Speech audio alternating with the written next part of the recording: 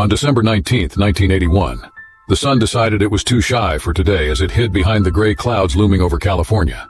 Many were bothered by the overcast weather, and not many souls ventured to the coastlines of the beach-clad state. However, enthusiasts and surfers wanted to take advantage of the storm swell caused by the cold, windy weather. Louis Archer Boren, a curly-haired adventure seeker, woke up to his alarm.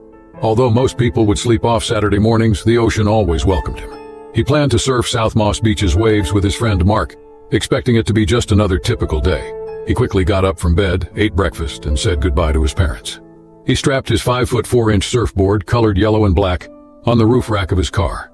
The silhouette of a surfer on the board eerily looked like a seal, but Louis didn't think much of it then. As he maneuvered the car out of the residence, unbeknownst to him, this would be his last goodbye.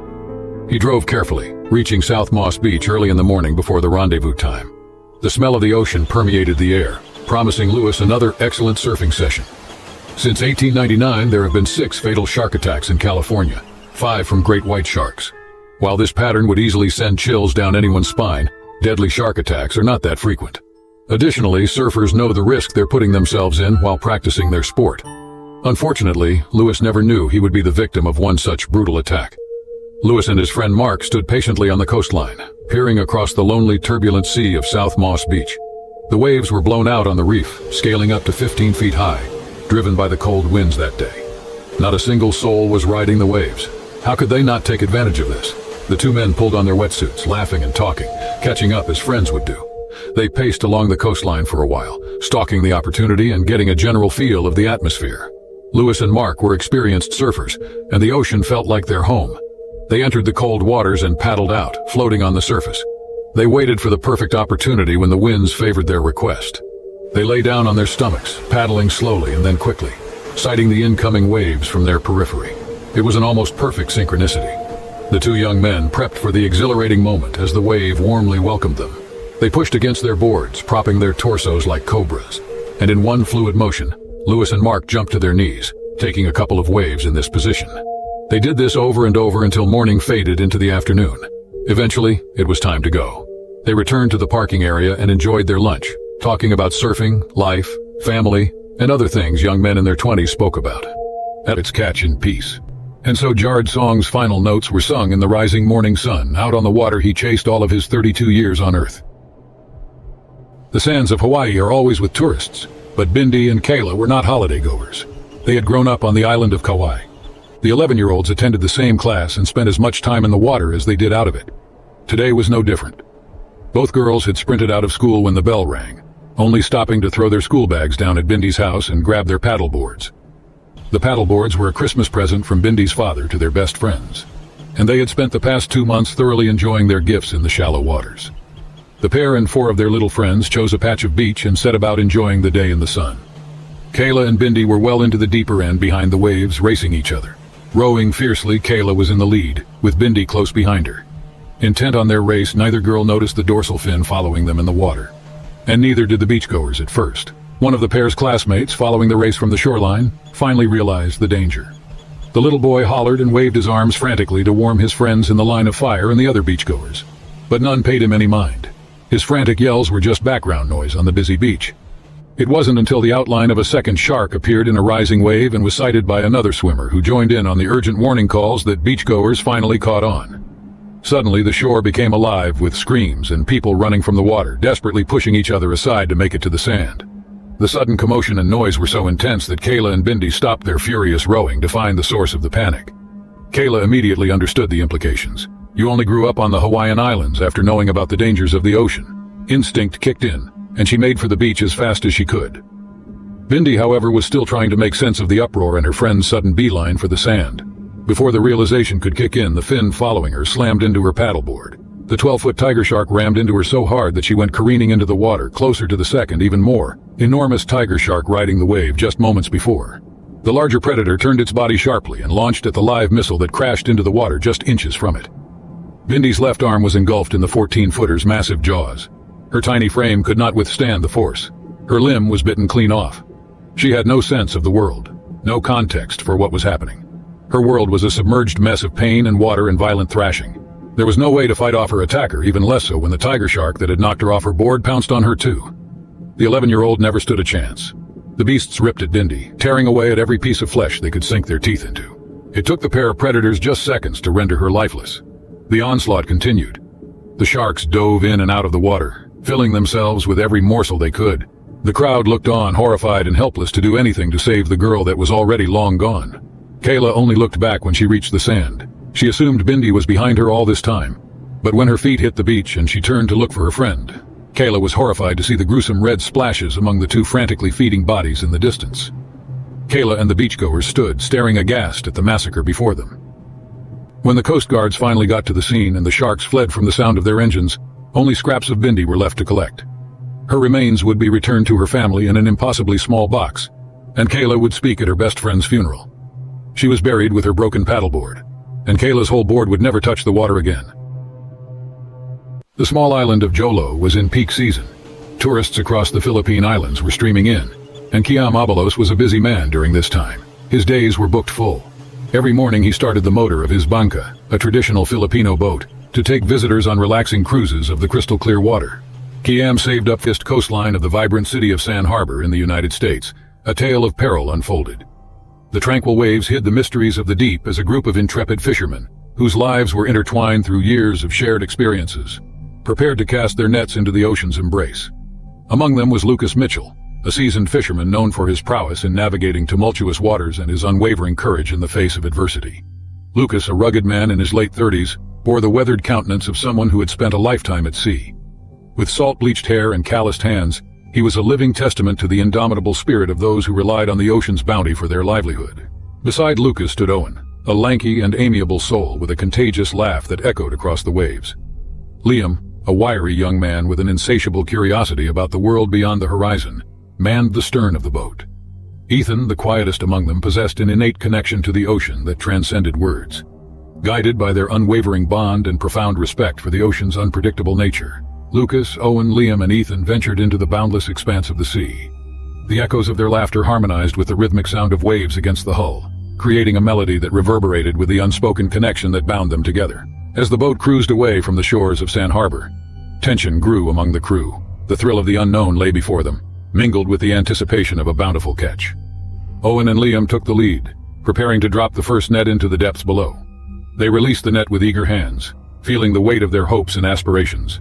Minutes ticked by, and the excitement reached a crescendo as the crew hoisted the net back on deck. The glistening bodies of tuna shimmered under the sunlight, a testament to their initial success. Spirits lifted, and the four fishermen exchanged triumphant glances, a silent pact to seize the ocean's treasures.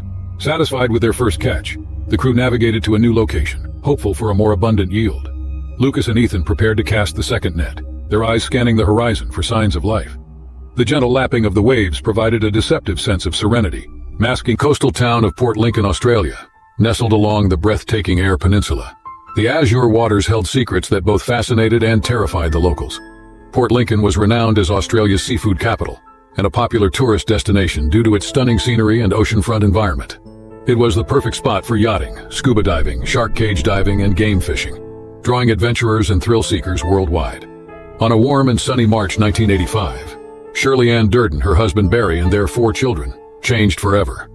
The Durdens had fulfilled their dream of living by the beach near Port Lincoln, and they spent their days basking in the sun, fishing, and scuba diving. Shirley, a loving housewife, relished the opportunity to explore the underwater world that the ocean offered. One fateful day, Keith Coventry, a friend of Barry's, joined them on a scuba diving trip to search for fresh scallops. They donned their diving gear, excited for a day of adventure beneath the waves. Little did they know that a tragedy of epic proportions was about to unfold.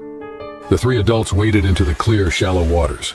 At the same time, their children played gleefully on the sandy beach, building sandcastles and enjoying the perfect day. The turquoise water glistened under the golden sun, seemingly serene and inviting. Beneath the idyllic surface, danger lurked in the ocean's dark depths. A massive great white shark measuring nearly 20 feet in length had caught the scent of potential prey carried by the currents. It had been weeks since its last meal, and hunger gnawed at its gut, pushing the predator to its limits. Driven by an insatiable need for sustenance, it ventured into the shallows, a rare and desperate occurrence for this apex predator. As Shirley swam back to the shore with a bag of glistening scallops, she had no idea that the ultimate predator was lurking nearby. Its cold, beady eyes figured. After 10 years of squirreling away, Kiam was the proud owner of his own bangka, and the purchase couldn't have been made better. Jolo was booming with tourists this year, and Kiam had not had a day off for a month straight. His clients booked well in advance through a traveling agency, so Kiam only met who he was taking out onto the water for the first time when they met up at the docking station the morning of their booking. Today it was a group of 8. They were all college students, and Kiam could tell they would be a rowdy bunch. The 4 young women and 4 men showed up with coolers packed with drinks, and were in high spirits.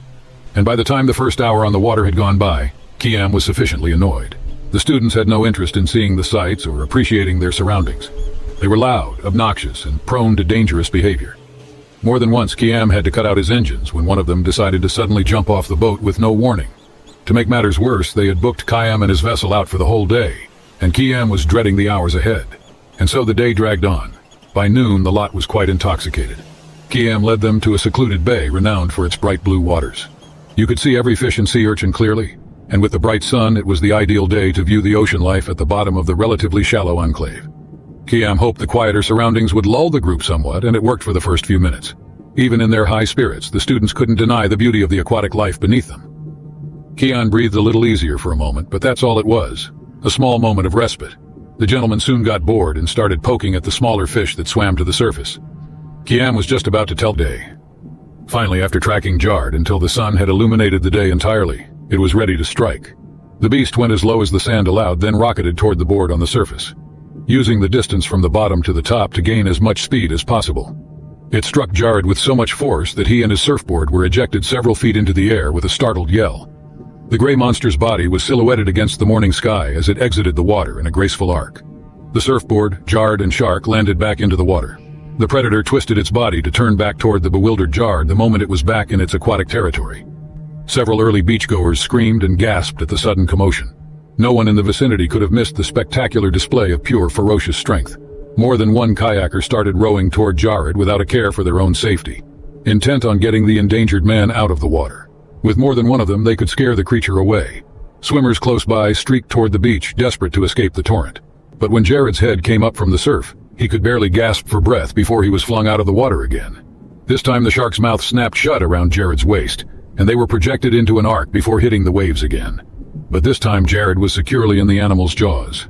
The shark dragged him down and increased the pressure on Jared's middle. The razor-sharp teeth sawed Jard cleanly in half. Jard bled out so fast that he did not even realize he was dying. One moment he was riding high, and the next he was thrown into a world of chaos, teeth, and darkness. The kayakers above had reached the spot where Jared's board floated, and they scanned around to find the surfer. But instead they were met with bloodied crimson water and the gruesome appearance of Jared's torso that bobbed to the surface. The creature below was already heading back toward deeper waters, carrying Jared's lower half. It was going to devour a week-long search by the United States Coast Guard. No trace of Roy was ever found. The young couple's lives were tragically cut short, doing what they loved in the ocean, which is a stark reminder that it is the shark's habitat, not ours. Regardless of how experienced and prepared one may be, a single encounter with these apex predators can lead to a fatal outcome, as it did for Roy and Tamara, whose lives were taken by the unpredictability of nature and the relentless instincts of a great white shark. The attack's impact was devastating for their families, friends, and community. Their colleagues raised the alarm when they didn't attend work the next day. The incident serves as a somber reminder that while the ocean and its beaches offer beautiful and thrilling experiences, they are also the habitat of formidable creatures like great white sharks. No matter how experienced or well-prepared one may be, an encounter with these predators can quickly become life-threatening. Their lives were cut short while doing what they loved, and their memory serves as a reminder of the delicate balance between human adventure and nature's untamed forces. Roy and Tamara will forever be remembered for their love for life and their sense of experience, and their tragic story will continue to resonate as a cautionary tale for those who seek thrills and excitement in the great outdoors. On Saturday, June 5, 1993, husband and wife Ian and Terry Cartwright set out to sea with their 5 children. Ian was skippering the Australian maritime college vessel Riveresco in the Bass Strait, just off the Tasmanian coast. They were headed to Barrenjoey Seal Convoy on 10th Island, an uninhabited granite outcrop known for being home to a large breeding colony of Australian sea lions, with up to 400 pups born there yearly. The area was a nature reserve, offering excellent diving and snorkeling experiences, and conserving this habitat was important for marine biodiversity and scientific research. Terry Cartwright worked with staff at the Australian Maritime College at the University of Tasmania. By the time they stopped at a crowded beach, Kian had lost consciousness from blood loss. He was not aware of the ambulance, paramedics, or the crowds that had gathered. And when he finally woke, Kian was out of surgery and missing both legs. The damage was so significant that medical personnel couldn't save the limbs from the onslaught they received. Just because Keon had survived the immense amount of blood lost was a miracle. The man Keon had saved had long since been released with only 12 stitches to his arm. The group had left some flowers beside his bed, but he never saw them again after that horrendous day. Approximately 2 p.m., Lewis and Mark parted ways, not realizing this was the last time they'd see each other. Lewis felt an urge in his chest as he dazedly stood beside his car. He bathed in the deserted scenery and decided to hit the waters one more time, just another short session, and then he'd go home. Or so he thought. Lewis returned to the beach, pacing along the coastline and trying to get a feel for things again. This time he was truly alone. However, it didn't matter to Lewis. The storm swell did not happen daily, and he wanted to take advantage of the great waves. He donned his wetsuit and began paddling into the open waters. The churning ocean filled the air, and a dreading atmosphere washed over Lewis. Unbeknownst to him, a fearsome creature, the largest great white shark ever recorded, watched from beneath the surface. The great white shark tilted its head, moving swiftly a few meters under Lewis. The 24-year-old paddled unwittingly, swimming towards his demise. Fish around the area scrambled in fear, making way for the king. The shark appeared from the shadows, rearing its formidable head into the light. But Lewis did not see the creature. The gloomy weather ensured anything a few meters below him would stay where they were in the dark, out of sight and out of mind. The shark moved like a submarine, precise, deadly, and cautious. The 400 million years of evolution taught it to become almost invisible in the ocean, following the movements of its prey. The great white shark followed Lewis, still unaware of the danger. Lewis's fate was sealed at that very moment. Placing itself strategically a few feet below the surfboard, the great white shark suddenly went into gear, propelling 2,000 pounds of brute force towards the surface. The great white shark had vanished into the depths, leaving behind devastation and grief. The Durden's world shattered that day, leaving them with a void that could never be filled. The once blissful beach now held haunting memories of loss and tragedy. The community came together to offer support and solace, but the pain of Shirley's absence lingered. The great white shark, a fearsome creature feared by many, had claimed another victim. Its reputation as a ruthless predator had been proven true, a stark reminder of the unpredictable and dangerous nature of the ocean. Shirley's memory lived on in the hearts of her loved ones, and her tragic tale became a cautionary one, warning others of the ocean's power and the creatures that dwell within. The sun continued to shine on Port Lincoln's beaches, but its warmth could never fully reach the depths of the Durden's grief. Port Lincoln remained a beautiful destination, but the shadow of that fateful day lingered, a constant reminder of the fragility of life. On January 26, 1989, Roy Stoddard and Tamara McAllister, a boyfriend and girlfriend, set out for their usual kayaking and swimming training on the waters of West Malibu, California. They were both 24 years old, adventurous, and loved spending time outdoors, hiking, camping, and kayaking together. That morning, they planned to train for an upcoming triathlon they would compete in together. They were inseparable and enjoyed each other's company in all their outdoor activities. They were teachers at the same school and bonded over their shared sense of adventure. After launching their kayaks from the beach just before 9 a.m., they paddled northwards around Latigo Point towards Paradise Cove, their usual training route. The wind was light, and the seas were pretty calm as they paddled into the sea. Little did they know that this would be the last time they'd be seen alive. About 100 yards out, they remained on the shore side of the kelp beds, knowing it was safer not to paddle beyond them, as kelp forests are a natural deterrent to sharks. The wind picked up as they paddled around Latigo Point, and the sea surface became rough. The ocean surface shimmered with the golden hues of the setting sun, casting an illusion of tranquility, hiding the predator's sinister intentions. The calm waters turned turbulent in a heartbeat as the great white shark propelled itself with incredible force toward its unsuspecting prey.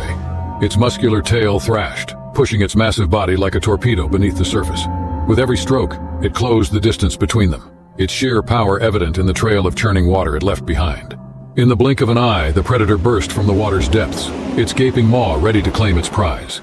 Its rows of razor-sharp teeth gleamed menacingly in the fading light as it honed in on Shirley. Terror gripped her heart as she caught a glimpse of the enormous, shadowy figure approaching her with terrifying speed. With a primal instinct, Shirley tried to escape, but the predator's speed was unmatched. Its massive jaws clamped down on her lower body in a horrifying moment, its teeth sinking deep into her flesh.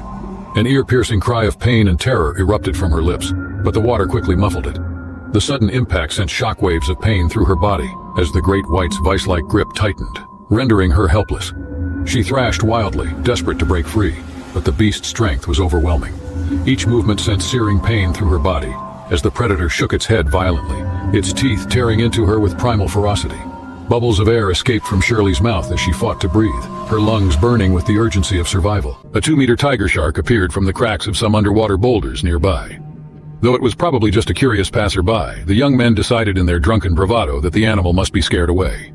They started throwing bottles and cans into the water to chase the beast back out to sea. Kian moved forward, absolutely furious. But before he could get the men settled down again, one toppled over the railing and landed right on top of the bewildered shark. Unsurprisingly, the confused beast twisted its body and snapped at the sudden intruder, taking a sizable chunk out of the man's left arm. Kian was the only one who noticed 2 other tiger sharks around the same size darting from the rocky outcrop. Now the drunken man was really in trouble. Kian reacted impulsively. He pushed the screaming group roughly aside and leaped into the water. His head surfaced before the 2 new predators had made it to the scene of the thrashing man and the shark. Kian grabbed the man and pushed him toward the banca, where his friends immediately grabbed his wrists and started pulling him up. This was enough time for the other tiger sharks to reach their companion, and they fell upon Kian in a frenzied attack. He could feel teeth piercing every inch of his body, and all he could do was punch and kick, hoping to land enough strikes to deter them. But he was outnumbered 3-1. Kian couldn't possibly fight them off alone. The water turned into a crimson nightmare of snapping jaws. Kian's flesh was being ripped right off the bone. Amidst Kian's fight for survival, the men above tended to their friend. The 3 women realized what the bloody splashes and screams meant. One of them could reach out far enough to grab the struggling man's arm together, and the girls pulled him in. The beasts continued to tear at Kian's legs even as they lifted him onto the boat. One of the animals jumped out of the water as Kian was lifted out and managed to grab hold of his right foot, ripping it clean off, leaving only the tendrils of torn muscle and shattered bones behind. Between the girls, they patted Kian's torn legs and ripped abdomen to staunch the bleeding. One of the women was capable enough to steer the boat back inland. Sea lions all dispersed, swimming away or leaping out of the water onto the island. The 2 divers froze in terror. They desperately wanted to reach Terry, but they couldn't see where the shark was. Then, as Stephen decided to make a dash toward Terry's limp body, they saw the toothy grin of the shark emerge through the red-stained murkiness. Its mighty tail drove it through the water at 16 miles per hour. Its top lip curled backward as its immense jaws opened once more and grabbed hold of Terry again. It dragged her deeper and deeper until Terry was out of sight. Stephen and Josephine made a dash for the island and resurfaced as quickly as they could. Ian and the children had been watching from the boat. They had seen a commotion but were unaware of the horror that had occurred in the depths. When Stephen and Josephine frantically made it out of the water and onto 10th Island, they shouted and screamed at Ian to bring the boat over. Knowing there was some kind of emergency and seeing that Terry hadn't resurfaced, Ian Cartwright and Ian Rinkin jumped into the 11-foot dinghy and rowed to the island as quickly as they could. During the heart-stopping news of his wife, the distraught Ian took charge and searched the area in his boat for over half an hour. It took a year of healing before Kian could finally sail his banca again, this time as a double amputee. He still rides along the island of Jolo to this day, but now he makes his own bookings, preferring to keep to an older clientele. Kian also has a no-drinking policy. Kian's boat, Kian's rules after all, exploded into chaos as the creature's massive jaws, laced with 5 rows of teeth, clamped onto Lewis. Lewis fought back, paddling away at the water, but it was like a train had struck him. The immense force knocked Lewis back from his surfboard, causing him to sink into the ocean's depths. The single curious bite removed a portion of Lewis's left chest. Before he knew and understood what was happening, he was already dying. Lewis faded into the depths, instantly succumbing to his injury. The water drew its curtains, hiding the horror underneath it. And just like that, South Moss Beach's eerie silence swept away Lewis Archer Bourne's tragic fate. The next day, 2 surfers found a surfboard with a portion missing and reported it to the authorities.